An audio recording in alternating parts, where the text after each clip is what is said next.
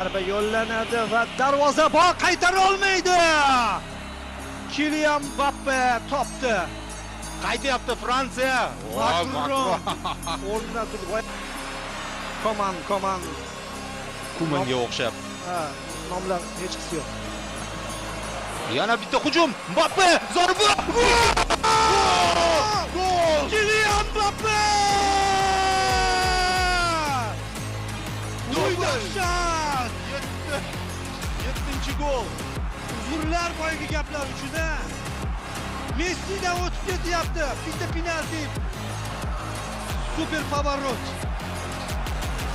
Mozart konserti qoldiriladimi deyman.